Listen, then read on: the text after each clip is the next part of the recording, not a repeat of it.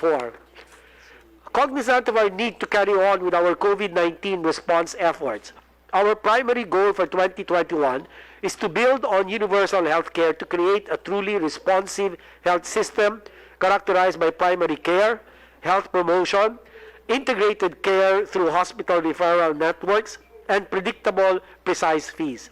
We need to seize this critical moment to transition into UHC, and so we hope to bring to attention today the key investments we aim to undertake to make enduring changes to our health system. 2021 will usher in a new era under the new normal. We don't expect this shift to be easy, but it is necessary. We remain optimistic that 2021 will not just be a year for recovery, but indeed a year of many gains. There is a long list of things to be done in order to make this happen, and we rely on your support as we tick them off one after the other.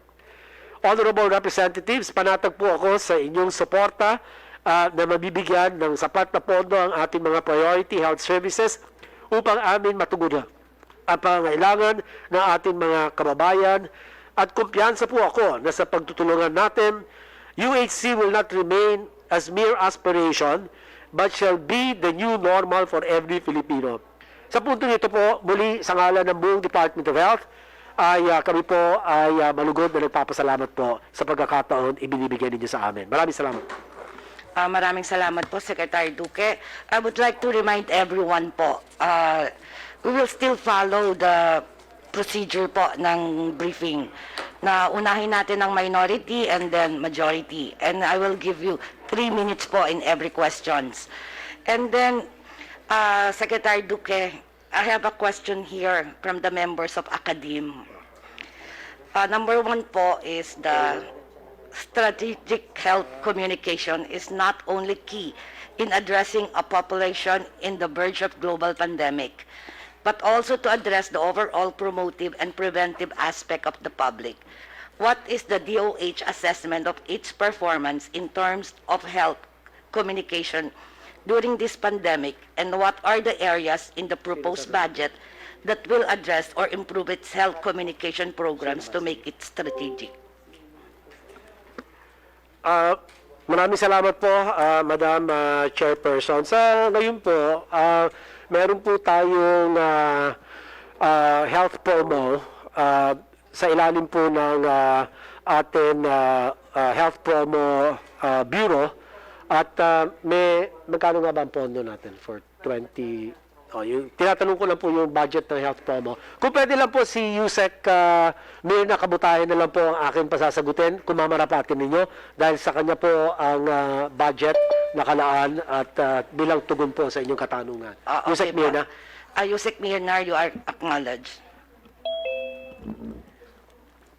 Thank you, Madam Chair, Mr. Chair, Mr. Secretary. For 2021 po, ang ating budget po ng health promotion, dati po health promotion and communication service, pero under the Universal Healthcare Law po, magiging health promotion bureau po siya. Meron siyang 253,962,000.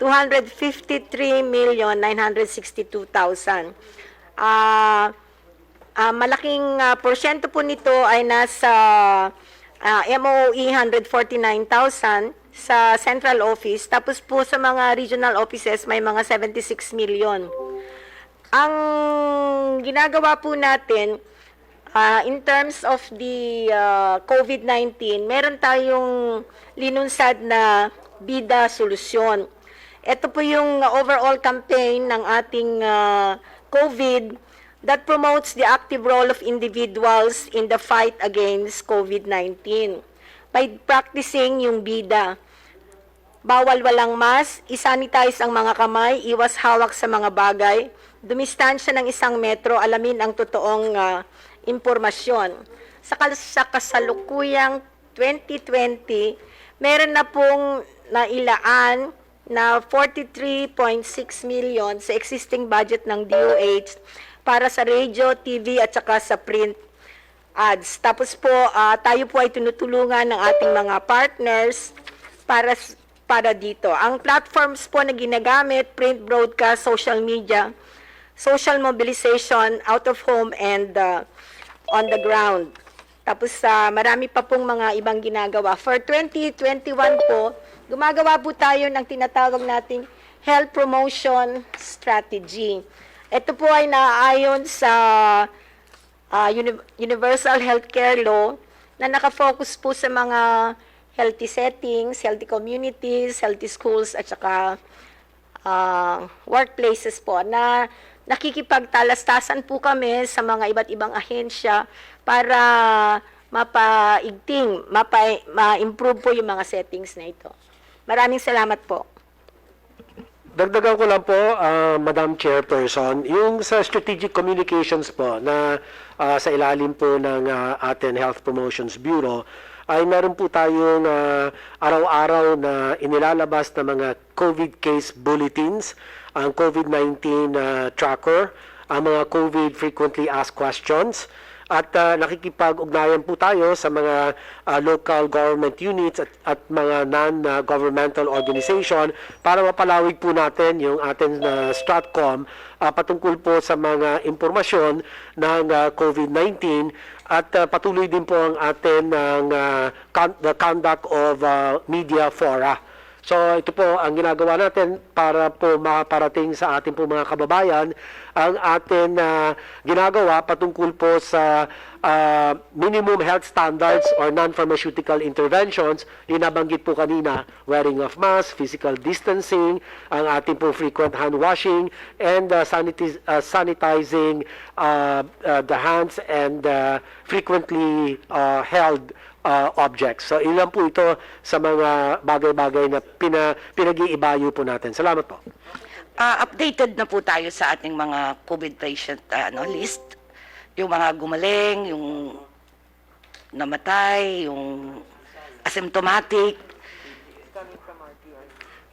Ito po ay araw-araw po natin inuulat. Updated po tayo. Galing po ito sa ating po mga disease reporting units mula po sa mga LGUs at mga ospital na kung saan sila po ang tumatanggap ng mga datos ng mga positibong kaso mula po sa mga iba't ibang laboratorio.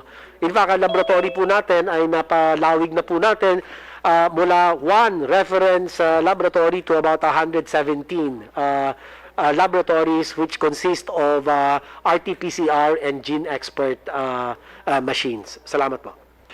Thank you po. My next question is, according to the reports of the WHO Health Organization, non-communicable diseases, which include diseases such as cancers, cardiovascular, heart disease, diabetes, and chronic respiratory diseases, account for 68% of all deaths in the Philippines.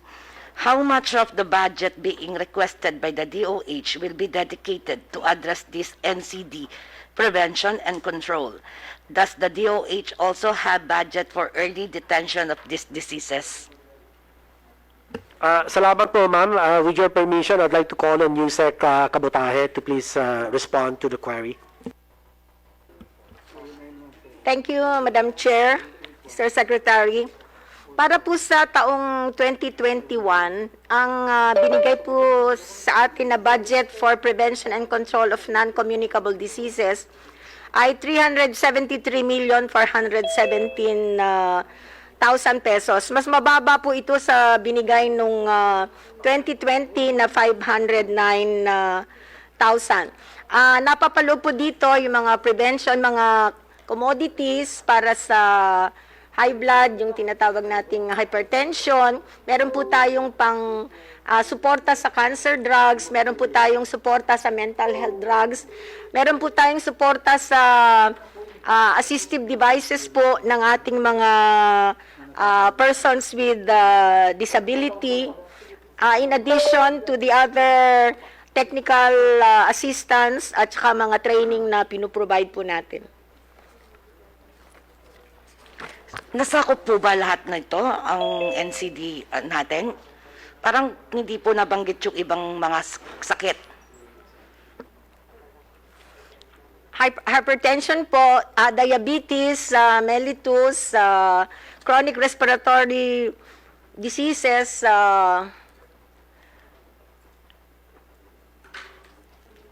kidney diseases, mental health, persons with disability, lahat po yan ang nasa non-communicable diseases po. Thank you po. Now we can proceed to the first interpellation po, interpellator. Excuse me, Madam Chair.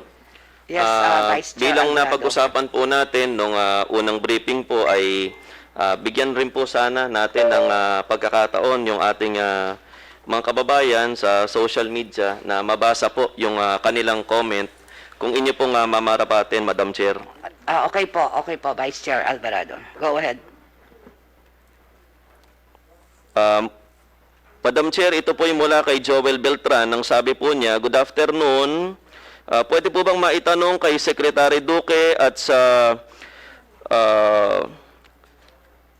PCEO Dante Giran, if how do they plan to implement the primary care benefits and primary care provider network for the UHC? And when will they start implementing it? Thanks. From Dr. Beltran. Ang katanungan po ay para kay Secretary Duque o kaya kay President Dante Giran ng PhilHealth. Kung paano po nila, Madam Chair, maiimplementa o mapapatupad yung primary care benefits at primary care provider network para po sa universal health care, Madam Chair. Secretary Duque, you are acknowledged. Yes, maraming salamat po, Madam Chair. Totoo po na ang primary care ay isa po sa mga humahaligi sa pagsulong ng universal healthcare law. At noong nakaraang taon po, atin pong binuo ang Implementing Rules and Regulations or IRR. At doon po ay maliwanag na ang primary care ay napakamahalaga po sa mga reforma na nais po natin isulong sa ilalim ng universal healthcare. At patungkol po sa ating primary care, ang PhilHealth at ang DOH po ay tinukoy na at patuloy na tinutukoy ang tinatawag po natin mga primary care facilities. At ang alam ko po mula sa PhilHealth ay ilan libo na, kung mga 9,000 primary care facilities na ang kanila pong natukoy at nagkakaroon po ng capacity building. At ito po ang magsusupply ng tinatawag natin konsulta package. Yung konsulta package, ito po yung konsultasyon sulit at tama. At may budget po ito para makapagbigay ng mga pangunahing serbisyong pangkalusugan and basic diagnostics. No? Ito po yung mga gamot, for hypertension, for diabetes, mga maintenance medicines, and mga basic laboratory and diagnostics. No? At siguro ang atin pong SVP Mary Santiago ay pwedeng sumagot din patungkol naman sa ginagawa po ng PhilHealth. Magandang hapon po, Madam Chair and honorable members of the Congress. Mr. Secretary, regarding po sa konsulta, ang plano po ng PhilHealth for this year is ilalabas po namin ang circular by end of this month, and within the last quarter of this year, makakapag-rehistro na po ang ating mga miyembro base dun sa mga ma-accredit na primary care providers. Ang target po na i-accredit for this year is about 1,200 na primary care providers, and by next year po, i-expand pa natin po ito dun sa ano po yung available na primary care providers. Ang tinatarget po natin para makover ang lahat ng mga Pilipino by next year at the ratio of 1 to 20,000 na miyembro of kada primary care is about 5,000 providers po, primary care providers by next year. So this year po, by last quarter, pwede na po mag-rehistro ang ating mga miyembro sa mga accredited na primary care providers. Ito po ay libre, no? Yes, ma'am. Okay. Sana po nasagot ang katanungan nyo, Dr. Beltran, ng ating magiting na Secretary Duque. Madam Chair, Vice Chair Alvarado. Ito naman pong susunod na katanungan ay galing ulit sa isang netizen. Ang pangalan po niya ay Eden. At ang tanong po niya, Madam Chair, ilang rural health units po ba ang meron sa ating bansa? At ilan dito ang mayroong doktor at nurse? Maaari po bang isumite sa committee ito kung meron tayong database, Madam Chair? DOH. Aha, meron po tayong database nito, ma'am, at isasubmit po namin sa committee secretariat. Pero ibig ko lang po anyayahin si Yusek David para po sagutin kung ilan nga po ba ang atin mga rural health units sa buong kapuluan. Yusek David, you are acknowledged. Thank you, Madam Chair. So, we will submit the list po, but we have about more than 2,000 po na ating rural health unit. So, isasubmit din ho natin yung mga HR na nandito sa mga rural health units natin. Thank you po, Yusek David. Now, can we proceed now to the interpreter? Madam Chair, ano na lang po ito? Isa na lang Okay. po ang natitira. Mula po kay Gabriel Daco, ang tanong po niya, Madam Chair, tama po bang mayroong 16.5 billion unused funds ang DOH sa taong 2019? At ano daw po ang paggagamitan nito, Madam Chair? DOH family, sino po pwedeng sumagot nito?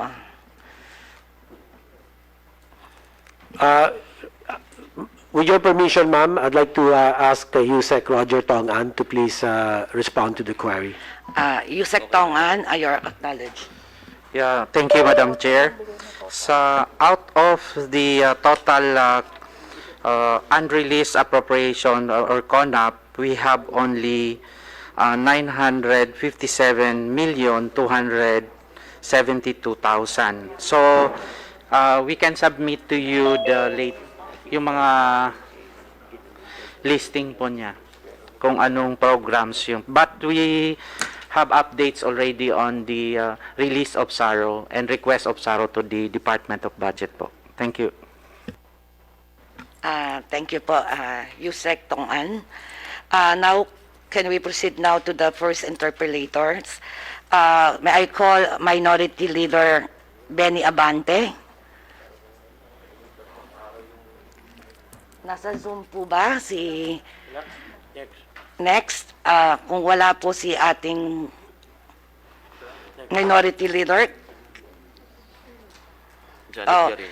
can we now call Congressman Janet Garin, Senior Deputy Minority. Janet Garin.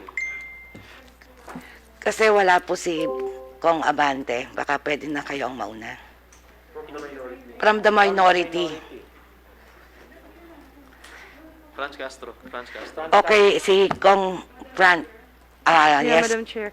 Yeah, thank you very much for the recognition. But with due courtesy to my colleagues with the minority, I agree that we proceed with the listing. And once the minority leader is available, he can pursue his line of questioning. Madam Chair, Congressman. meron po tayong listahang ginagamit, di ba, Madam Chair? Opo.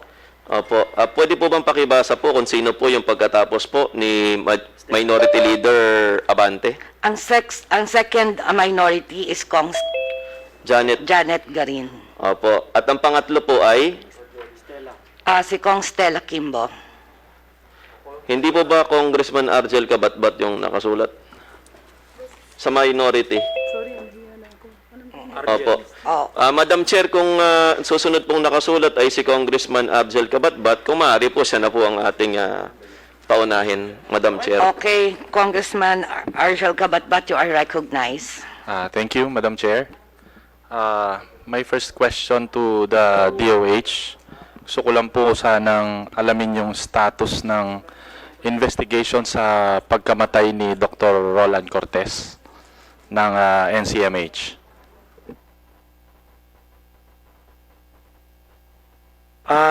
Again, with the permission of the chair, I'd like to call on USEC Roger Togan to give the status of the investigation being conducted with regard to the very untimely and very tragic death of one of us, Dr. Rolando Cortez. Thank you, Secretary and Madam Chair. Now, with regards to the latest update, there is now an ongoing investigation filed by the Quezon City Police, and we already provided the updates to the Office of the Legal Office of the Department of Health. So, yun po yung updates as of today sa Department of Health po. Ano yung details ng update na yun? The update that the Quezon City Police filed, they just provided us with the list of the names nung na-filean ng case, and we're just waiting for them what will be the next update. But we referred this to our legal office already, and they responded to my letter as well. Thank you, Madam Chair. Kaya ko naman po naitanong, dahil last year po, si Dr. Roland Cortez ay lumapit sa akin, humihingi ng tulong na mai-reassign pabalik sa East Avenue. Bago po siya mamatay, he told me that he received instruction from the secretary na linisin ang National Center for Mental Health, which he did. So, nag-file siya ng mga kaso dyan. Kaya lang po, yung trabaho niyang yun pala ang sa tingin namin na magiging dahilan para patayin siya. So, I think the department, the least that you can do is to monitor this case and make sure na magbayad yung may kasalanan. So, yun lamang po. On to my next question, Madam Chair. As of August 31, 2020, naka-receive po ang DOH ng 2.6 billion under the unprogrammed appropriations for support to foreign assisted projects. Tama po ba to?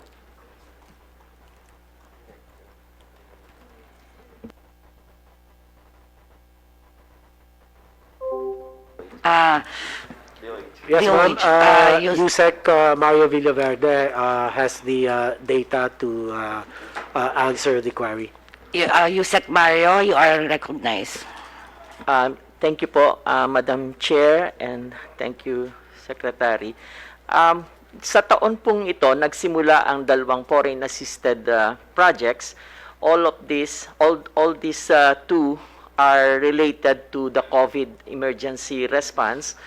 One project is from the World Bank, and the other project, which has just been signed last week, is the ADB COVID response project.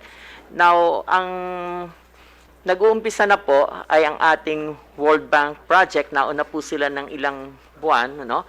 At sa ngayon pong taon na to, ang na-allocate po, no, ay 3.1 billion pesos sa unprogrammed budget po. Ito po ay binubuo ng capital outlay at saka ng MOOE. 1.7 for capital outlay and 1.4 for MOOE. So yun po yung nauna ng project na ini-implement natin. Yung sa ADB naman po, medyo inaayos pa yung mga detalya ng magiging allocation for this year. No? Pero lahat po ito kinuha sa unprogrammed budget. Tama po kayo. Okay. Madam Chair, iba po ba ito sa additional allotments and cash allocations na nasa 48.9 billion na charge sa pooled savings? Iba pa po ito kasi ito talaga nanggaling sa unprogrammed budget ng ating gobyerno. Sige po, siguro last question. Aside from, please submit the details of those projects to this committee, to my office. Last question, ano po ba yung mga items na napondohan under automatic appropriations? under budget item support for infrastructure projects and social programs. Pwede rin po kayong mag-submit na lang din ng report in the interest of time. Yun lang po, Madam Chair. Maraming salamat. We will do that, Madam Chair, as required. We will submit the report promptly to the committee secretariat. Thank you. Thank you po. Please provide the list of programs that Congressman Kabatbat is asking for po. Please submit in this committee po. Will do, Madam Chair. The next interpellators is Deputy Speaker Henry Ominal. You are acknowledged. Thank you very much, Madam Chair, and the distinguished Chairman, Vice Chairman of the Appropriations Committee assisting our Chair, my distinguished colleagues, and the DOH official family headed by Secretary Doke. I'm raising these concerns in behalf of all the nurses in the national agencies, including the state universities and colleges, government-owned or controlled corporations, and that of the local government units. The Supreme Court, in its en banc decision, which became final and executory, had affirmed the validity of Section 32 of Republic Act number 9173, which is the Philippine Nursing Act of 2002, which provided a minimum base fee of not lower than salary grade 15 for nursing working in the public health institution. So that in our 2020 budget, under Republic Act number 11465 or the General Appropriations Act for 2020, there was that 3 billion pesos from the miscellaneous personal benefits fund, which was earmarked for this particular decision. So that in the President's budget message for 2020 budget, he made mention for the implementation of that salary adjustment subject to the issuance of the Department of Budget and Management circular. So that the DBM has issued circular number 2020-4 on July 17, 2020. However, while it is true that in that budget circular it had upgraded the salary grade of Nurse 1 from salary grade 11 to grade 15, it has in its Section 8 a modification in the position attributes of the nurse position. And the modification, in a way, downgraded the position of the nurses because the nurse 2 position, which was enjoying a salary grade 15 prior to the issuance of the circular, was downgraded to nurse 1. And the nurse 3 position, which was enjoying the salary grade 17, was downgraded to nurse 2, and nurse 4, which was enjoying the salary grade 19, was downgraded to nurse 3, and nurse 5 to nurse 4, nurse 6 to nurse 5, and nurse 7 to nurse 6, thereby eradicating the item nurse 7 in the plantilla of position. May I hear from the Secretary what position has been taken by the Department of Health to protect the interests of our government nurses who are the medical frontliners, one of those medical frontliners in the current pandemic in relation to this budget circular? Madam Chair, first of all, I'd like to take this opportunity to acknowledge the substantial contribution of our nurses in our response to the pandemic, and I call them the heroes of the day. And however, with regard to the policy on the downgrading of the various nurse positions, and I think Yusek Tong An might be in the better position to give the details on this in this regard. With your permission, Madam Chair, Yusek Tong An to answer. Yusek Tong An, you're recognized. Thank you, Sec, and Madam Chair, and to our honorable representatives here.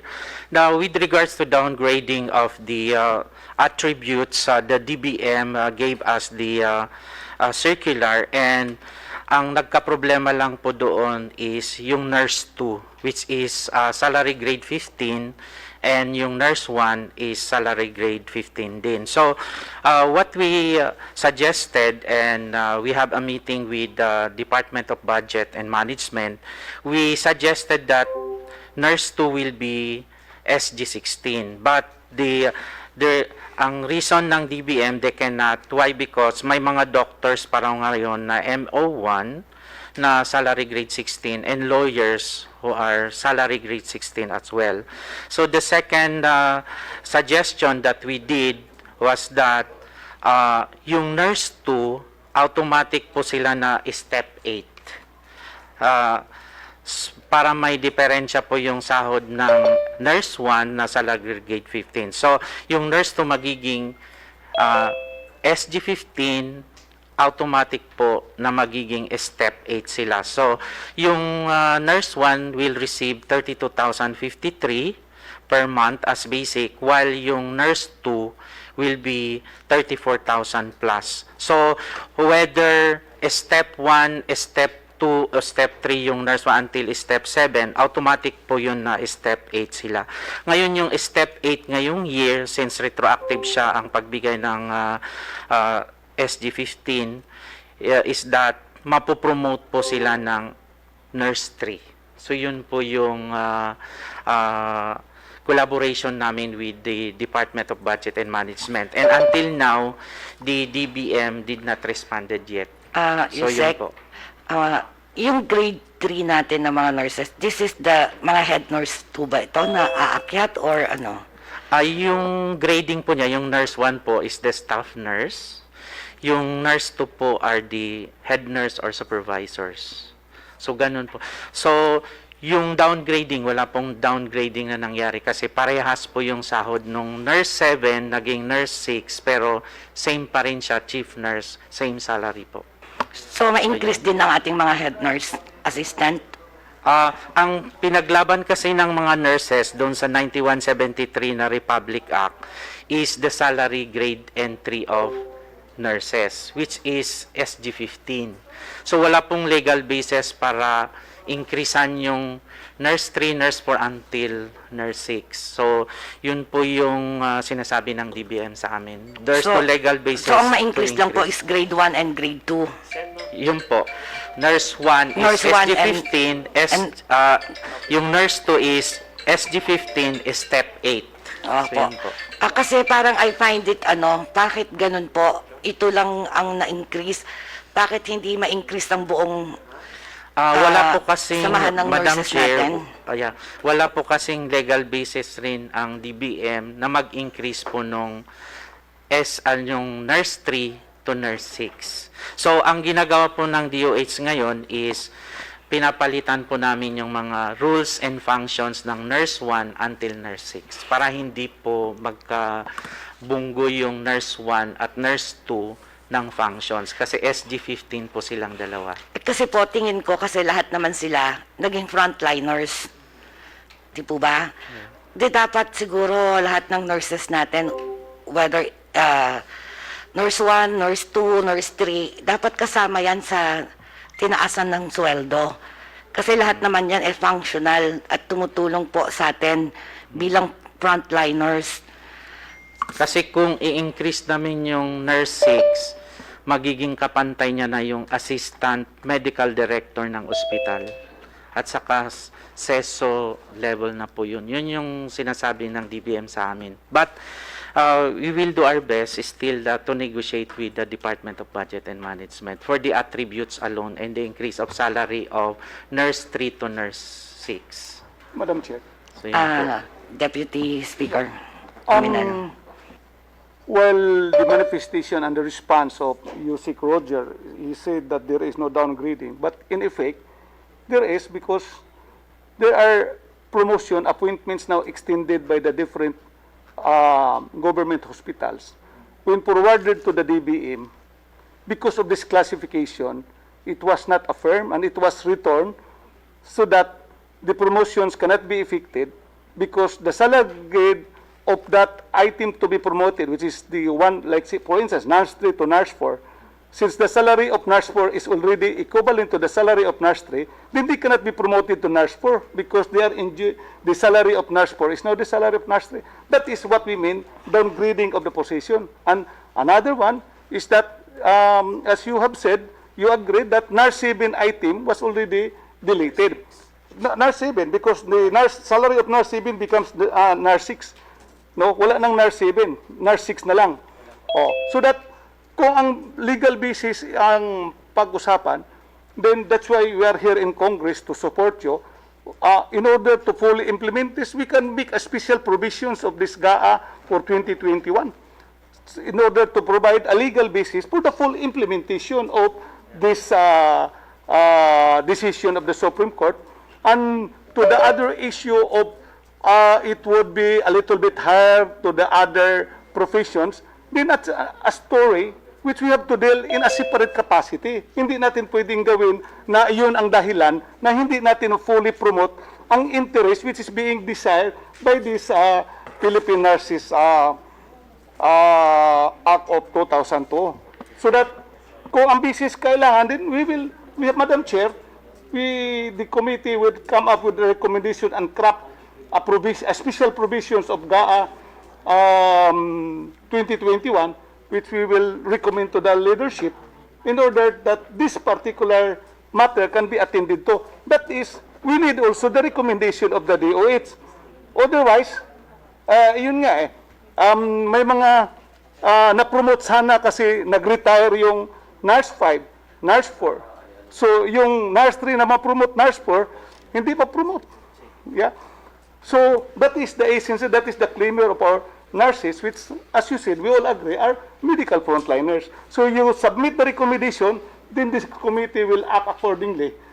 We will make representation to the leadership that that matter can be given a consideration by providing a special provision when this committee make a recommendations to the plenary. Yes, sir.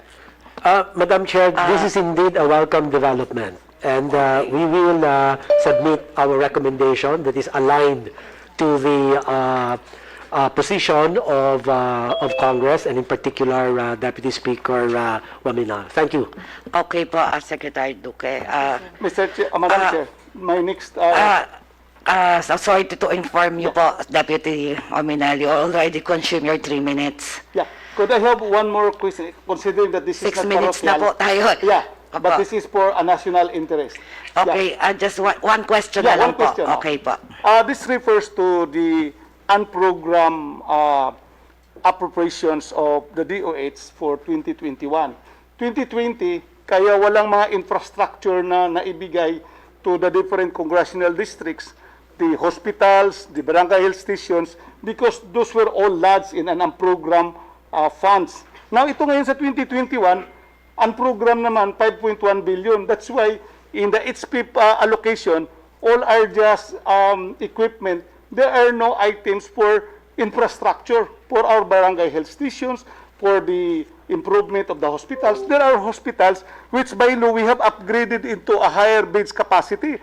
And in order to comply that, we need to have infrastructure. So, I understand, Madam Chair, there is a DBM attending on this meeting. Can we request that the unprogrammed funds for 2021 be part of the General Appropriations Act so that it can address to the purpose where it is allocated? If 5.1 billion is too big, then probably we look forward that there will be a higher collection of the sin tax by 2021. Hopefully, we can recover out of this pandemic so that the funds that is the source of this HPIP, then we can come up with provisions in this GAA rather than place it as unprogrammed, which is, you know, the DOH and Congress would be in the hands of the DBM later on because we see unprogrammed, nasa DBM yun, whether to certify the availability of funds.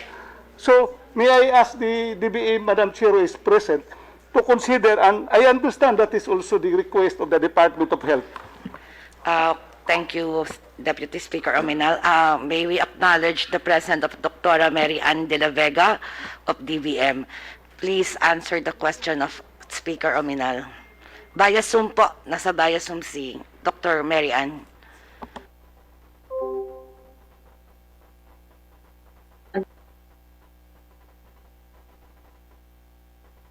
Director Mary Ann de la Vega.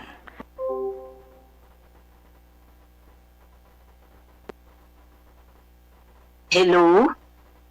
Good afternoon, Madam Chair. Director, Hello, Madam recognize Chair. po. Apo, we can hear you po. Yes.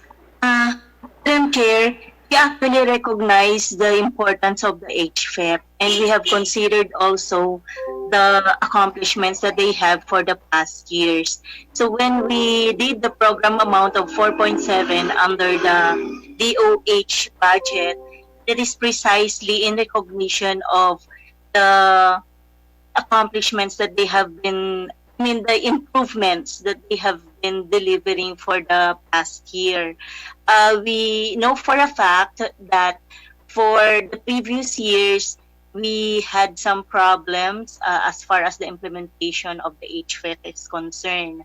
But we actually recognize that problem, and what we did for 2021 is to give our support to those items under HPEP which are readily implementable, and that's why we prioritize the provision for the equipment as well as other supplies for the different facilities.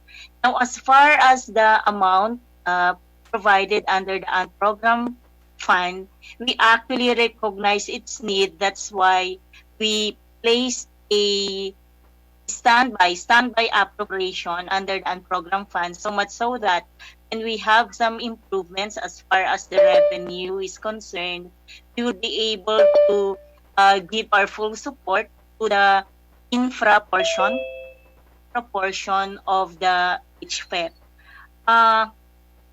The reason why it was in the unprogrammed fund, it's because of the very tight budget level that we are working on as far as the different requirements of the different departments are concerned. But putting it under unprogrammed fund actually reflects our commitment to support it once we have improvements in our revenues. Madam Chair, considering that I don't have time, probably just a suggestion that instead of placing it on program funds, we place it appropriations for GAA 2021, kahit lagyan natin FLR, for later release, contingent upon the collection of the syntax, which is the source of this particular funds. So can we hear that response from the DBM? From unprogrammed, we just make it a regular appropriations, in close parentheses, FLR? Director de la Vega, can we hear from you? Madam Chair, we actually recognize that very good suggestion of the good congressman. That's the reason why the budget that have been submitted for 2021 is left to the wisdom of the Congress. And if it's your decision to put it in the program level, then it would mean that we would be needing bumping off other items for the different departments in order to give that support to DOH, putting the unprogrammed amount to the program level.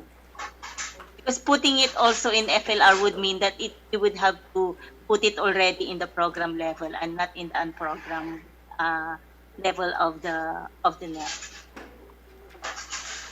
Well, Madam Chair, with that response of the DBM, I submit it to the Committee on Appropriations when we finally approve and recommend action on the 2021 budget for the Department of Health. Thank you very much, Madam Chair. Thank you, Deputy Speaker Ominal. We will take note of that and we will discuss it. Thank you. The next interpolator is Deputy Speaker Dan Fernandez. From the minority. Should be the minorities. Sorry, from the minority. Can we recognize Kong Franz Castro? Thank you, Madam Chair. Siguro follow-up lang muna, Madam Chair, doon sa question po ni Deputy Speaker Waminal. Sa DBM, Madam Chair, kung tama yung pagkakukuha ko na may letter po ang Secretary or DOH, kaugnay doon sa suggestion nila, para po matupad itong decision ng Supreme Court. Remember, Madam Chair, ito po ay magto 20 years na. At grabe na po yung injustice ng ating mga nurse. Double whammy na po kapag pinapatagal pa ng DBM. Pwede bang mag-commit dito, Madam Chair, ang DBM kung kailan talaga sasagutin nila yung sulat ng DOH kaugnay nitong pagpapatupad noong Supreme Court decision, Madam Chair? Thank you. DOH, may DBM po, Madam Chair. Director De La Vega, ano po ang masasabi niyo sa katunungan ni Congressman Franz Castro? Maraming salamat po, Madam Chair.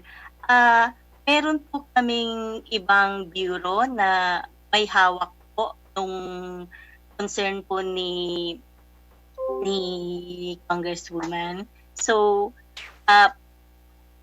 sila po yung makakapagbigay ng karampatang sagot tungkol po sa concern na ito. Si OPCCB po yung specific na bureau na may hawak po ng concern on that Budget Circular 2027. So, nandito po ba, Madam Chair, yung tinutukoy na opisina? May we know kung meron po na representative?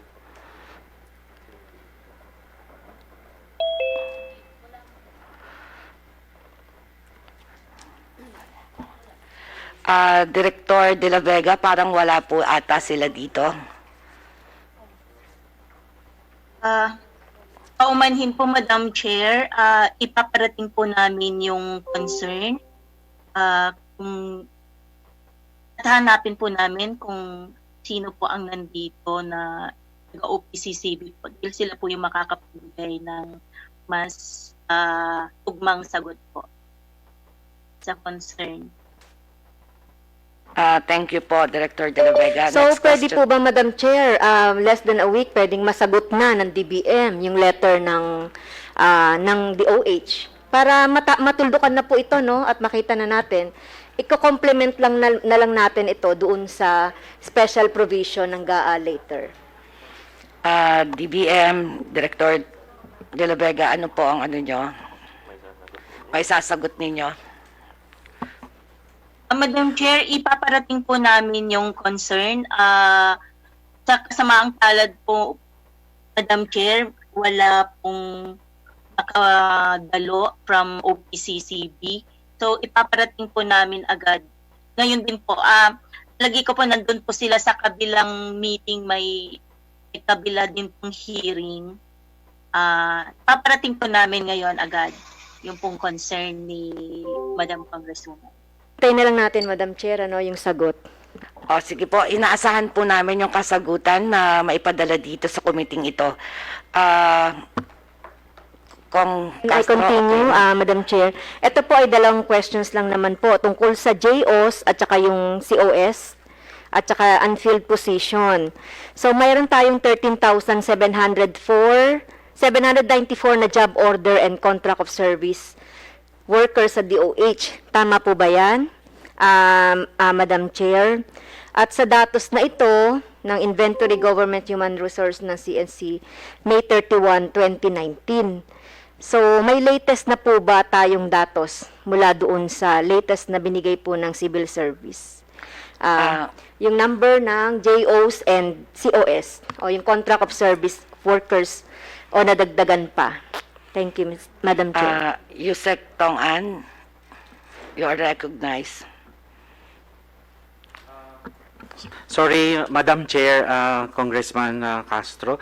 Ang dala ko po kasi yung mga sa briefing natin is the unfilled positions of the plantilla positions. So yun po yung dala-dala ko ngayon. Pero bibigyan ko po kayo ng listing ng job orders at saka COS po. sa opisina nyo. Okay, Madam Chair. So, sa akin pong tala, meron pong 8,553 slots na approve at merong 4,045 na napunan. So, ang tanong ko po, Madam Chair, bakit po nagkakaroon pa ng contract of service and JO samantalang meron po tayong 14,553 unfilled positions? DOH, sino po ang pwedeng sumagot? Si Yusek Roger pa rin po, ma'am. Nasa po ng kanyang opisina. Yusek Tong An, you are recognized. Thank you, Sec, and thank you, Madam Chair, and to our honorable representative here. Now, yung pong unfilled position po natin, halos marami po dito yung mga residency program ng mga doctors natin at saka mga fellowship program ng mga doctors. So, yung po, nabibigyan po natin yun ng kontrata, every year po yun. So, yung mga wala namang takers po na mga positions ay yung mga physical therapists at saka medical technologists po. At saka yung respiratory therapists. Ito po yung mga walang takers po ng mga position. Kaya kung makikita nyo po, ganun po yung datos ng mga unfilled plantilla positions. Pero yung mga doctors kasi, Madam Chair, is yung residency program kasi every now and then nag-change po yun at saka yung fellowship after their residency program. So yun po. Can I continue, Madam Chair? Kasi po itong mga PT tsaka medical technologies, ito po yung kailangan natin sa ngayon, di po ba? Totoo po yun. Ang problema po, napapirate po ng ibang bansa kasi triple or 5 times po yung mga sahod po nila sa ibang bansa. So, lalo na yung mga physical therapists natin, umaalis na po sila sa bansa. Yun po. Thank you. So, Madam Chair, siguro pwedeng makagawa ang DOH ng suggestion din siguro para mailagay din natin sa ating GAA na pangangailangan na sana ma-upgrade ang mga sweldo nito, no, na mailagay natin. At saka para mapunan din ito mga unfilled position na kailangan. So yung mga nurses po ba, yung mga health workers na iba, marami pa rin po ba yan? Bakante? Sa nurses po, halos wala na po siya. So sa nurses natin, 1,831 pa lang yung unfilled. Pero napupunuan po ito kasi ito yung mga nagre-resign at saka nagre-retire po ng mga nurses. But with the emergency hiring that we have, we already hired 8,000 plus po na mga nurses natin. Po ba, Madam Chair, ng mga nurses? Yes Marami po. pa. Marami So, pa po. Madam Chair, pwede bang mag-commit ang DOH na siguro mag-push to commit na mag-push para magkapag-create ng plantilla para dito sa mga kakulangan natin ng mga nurses and other health workers. Dahil napapanahon po ito dahil nga doon sa pandemya at next year nakita natin na magtutuloy pa rin ito. Pwede po ba yun, Madam Chair? Madam Chair, we fully support the position of Representative Franz Castro.